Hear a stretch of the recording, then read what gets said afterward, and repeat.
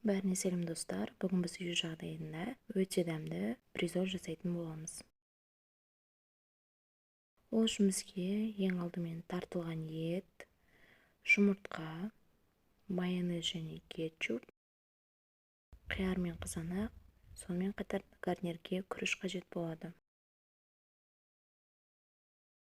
Ең алдымен күрішімізді жақсылап жуып тазартып алып, қызып тұрған табаға май құйып, 3-4 минут уақыт қуырып алатын боламыз.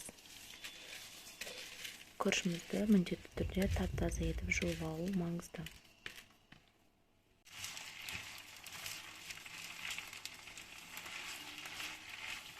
Күрішіміздің суы тартылып әппақ болғанша бірнеше минуттар бойы жақсылап араластырып отырып қуырамыз.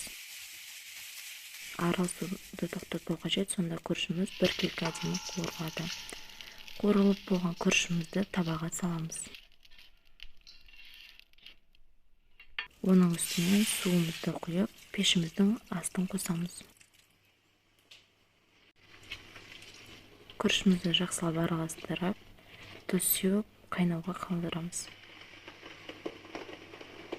Күрішіміз қайнап жатқан уақытта бризолімізді дайындауға кірісеміз.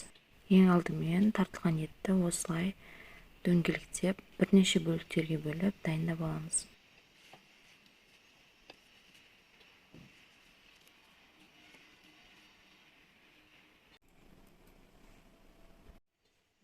Тартылған етімізді осылай бірнеше бөліктерге бөліп дайындап алған соң, кесеге бір жұмыртқа жарып, оған бір бөлік бризолімізді саламыз. Үстінен тұз бен бұрышымызды қосып араластырамыз. Өз қалауларыңызға қарай түрлі дәмдеуіштер, аскөктер қоссаңыздар да болады. Тартылған ет пен жұмыртқаны жақсылап араластырамыз. Ол сұйықтау тәрізді болуы қажет. Дайын болған бризолімізді осылай қызып тұрған табаға құйып, қасықпен дөңгелек пішімге келтіріп, жұқалап жайып шығамыз. Бризольдің екі бетін кезек-кезек осылай пісіріп, бірнеше минутқа пісуге қалдырамыз.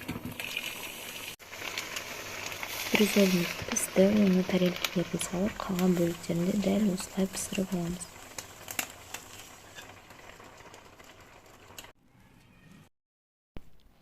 Бризолімізді пісіріп жатқан уақытта оның гарнирін де ұмытпай араластырып қарап отырамыз. Біздің күрішімізде пісуге дайын. Осы уақытта бризоліміздің начинкасын дайындайтын боламыз.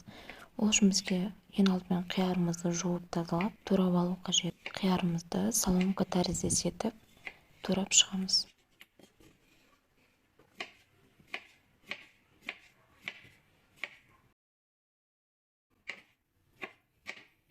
Қиярымызды осылай видеодағы етіп турап шығып, ыдысымызға салып, келесі кезекте қызанақты турауға кірісеміз. Қызанағымызды ең алдымен осылай бірнеше бөліктерге кесіп алып, соломка етіп турап шығамыз.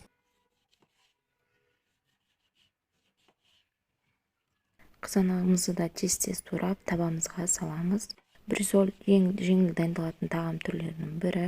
Оны тауық, сиыр, қой етінен дайындасаңыздар болады. Өз қалауларыңызға қарай кез келген түрін қолдануға болады. Қызанағымызды турап алып осылай салған соң, оның үстінен тұз сеуіп, майонез қосып, араластырып, дайындап аламыз. Бризольді дайындауға көп уақыт кетпейді. 30-40 минут шамасында менің уақытым кетті. Кешкі асқа дайындауға өте жеңіл. Міндетті түрде үйлеріңізде жасап көріңіздер. Салатымызды осылай дайындап қоямыз.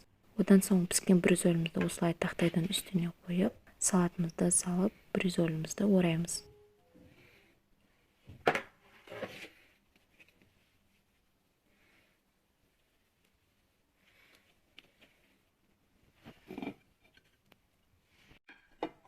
Оралған бризольдарымызды тарелкеге салып, жанына дайын гарниріміз, яғни күрішті саламыз. Гарнир ретінде күріштен өзге макарон, гречка немесе пюрені дайындасаңыздар болады.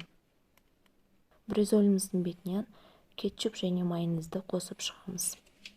Гарнирдің қасына қызанақ пен қиярды осылай турап қоссаңыздар да болады.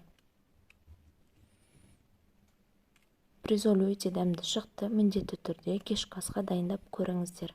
Каналымнан өзге де рецептлерді таба аласыздар. Видео ұнаса лайк басып, комментарий жазып, каналға тіркелуді ұмытпаңыздар. Назарларыңызға рахмет, барлықтарыңызға ас болсын.